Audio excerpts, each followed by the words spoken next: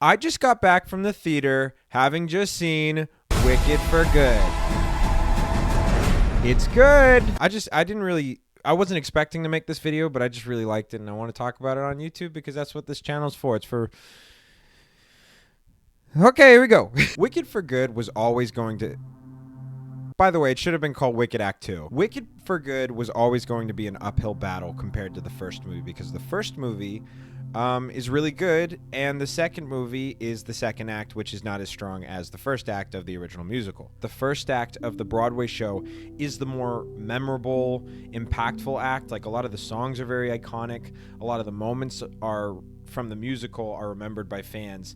The second act has a lot of the moments that the first act sets up, and then they're delivering on them. The hard part is when you devote an entire movie to that section of the show and stretch it out as much as you can, a lot of those problems are a lot more visible. I say all of this, like I said, saying that those problems were noticeable, but I still had a great time. Let me get some of my happy thoughts out of the way first. This, in my opinion, is just as good as the first one. I still like the first one more, but still. This second movie, like I said, really relies heavily on you having seen the first movie.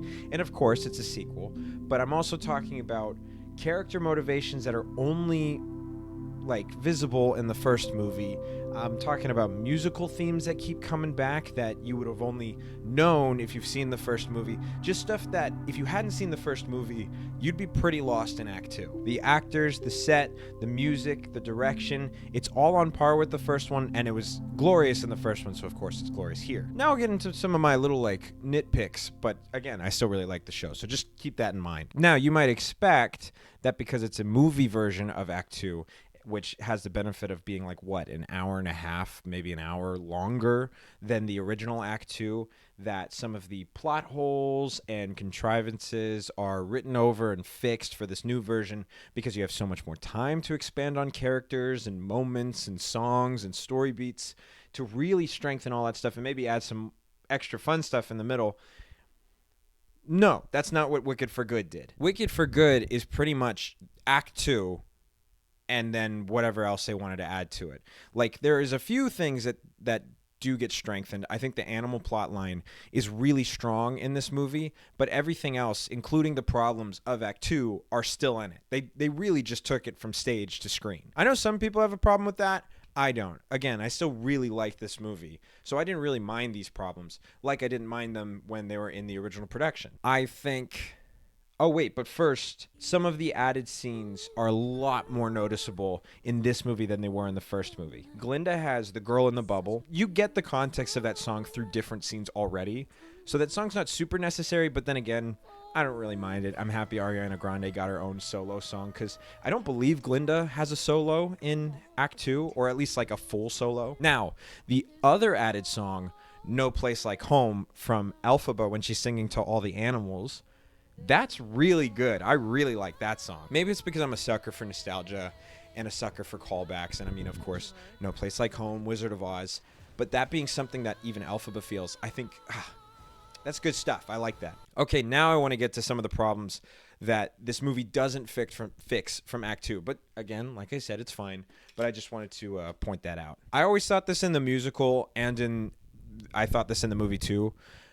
Spoiler alert. Oh my goodness, I forgot. Spoiler alert. When Dorothy comes, I think that's when the movie starts to kind of fall apart storyline-wise, because now we're just kind of jumping to the before and afters of famous moments of The Wizard of Oz. Now, I think that Wicked could have added more context to these scenes. For example, Nessa becomes the Wicked Witch of the East. Even though she doesn't have Wicked Witch powers, I do think it makes sense how they made her the Wicked Witch of the East. But you don't really see her do a lot of evil stuff. She does some really awful stuff, but you don't really see the reaction to it. It's almost like you just see her hate herself, and then she gets a house landed on her. I wish we got to see more of Emerald City. I wish we got to see more of the Ozians. I know that this is a built set, so I'm not saying they should have built 50 of these, because it feels kind of confined to these two locations and then wherever Elphaba's hiding. If we saw the reactions of the public more, I think that would have been that would have strengthened a lot of the emotion and the tension in the movie. Why does Elphaba need the shoes so bad from Nessa? I get that they are so important to her because it's her sister's shoes, but I also am like, you're locking a little girl in a dungeon because she needs those shoes so bad. It just felt like kind of counterintuitive to what the character has been established as. Whoa! That's a wasp! Did you see that? That's crazy. Maybe I could take him outside? You guys seeing this? I'll be back. I did it! I did it! I did it. He's gone. He's safe. Am I like Elphaba? That was crazy. My house has like wasps in it. Is that crazy? Is that crazy to say? I think there's a nest in my chimney. And because it's cold out now. What was I saying? Okay, let's get to different plot holes. Why doesn't the Scarecrow or the Tin Man mention their previous grievances or even their history to Dorothy? I remember thinking this in the Broadway musical. I also think that the Scarecrow pipeline from Wicked to Dorothy is way too fast because Dorothy's walking on the yellow brick road. Then Elphaba's saved by Fiyero. Even though in the beginning of the movie, Elphaba's seen like taking out a bunch of like Ozian guards, which is cool, but then can't take out the 4 that are in this scene. Like I said, you needed more like Ozians. You needed more of a presence to add that tension to make things work. Like if there was like a whole army of them there, Fiyero's screwed, and you would feel that. But like 4 guards, I'm like, what? All right. Anyways, the pipeline. He saves Elphaba. Then he gets strung up, and then Dorothy must immediately find him because now he's the Scarecrow. I just feel like that's such a quick transition of character.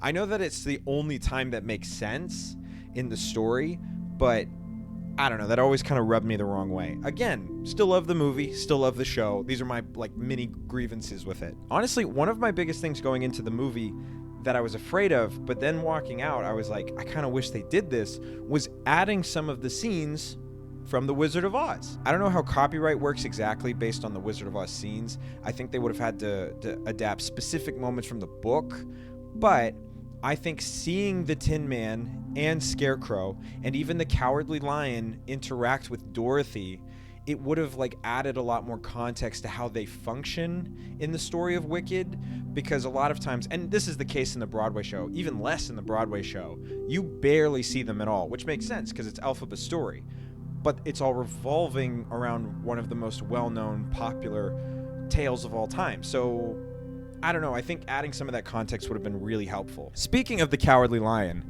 I love Coleman Domingo. I love the character. Why is he in this? He had 3 lines. I don't mind that he's in it. Like I said, I love Coleman Domingo. But like, I don't know. I thought he was going to sing a song or something. Like, I thought they were going to give him something. Now, it's probably because this movie's definitely going to make enough money to support the cost of getting Coleman Domingo. So it's fine. It's fine. Those were a lot of like small grievances I had, but again, I really want to emphasize, I really enjoyed this story. I really enjoyed this movie. Like, I had a great time. I was hoping that some of these plot details would have been fixed, but again, it's okay. I mean, that ending, it's incredible. That closet scene, my God, it's brilliant. It's such a devastating, beautiful ending. I love the final shots of the movie. I love how the music makes me feel. Oh, gosh. I'm still going to enjoy this movie for years to come. I'm still going to watch this movie in connection with the first movie. Speaking of which, really random thought, I would love a Wicked Steelbook with Act 1 and Act 2 in it. Like, they're both together. It's one package. It'll probably cost like $50, but I'll love it. I'll love it so much. Wicked for Good is really, really good. I really had a great time with it. And I do love Wicked for Good, but I just wanted to talk about my feelings about this movie. In my little notepad. You like my little notepad? Man, you got everything in this episode. Me talking about movies, me saving a wasp and throwing him into the cold. I had a great time with this movie, and I really think that you should watch it. It's kind of an indie film. It might be hard to find, so try to see it, you know? We really need to show studios that movies like this are what we want to see. And from what like they were expecting not budget wise, but box office wise, you know, like low thousands, you know, like I think we really should turn out. Anyways, thank you for watching this mini little video that I made. It might not even be mini. It might even be longer than the first Wicked video that I made. Thanks for watching, and I'll see you when I see you. I don't know when I'll see you, but I'll see you when I see you. Goodbye.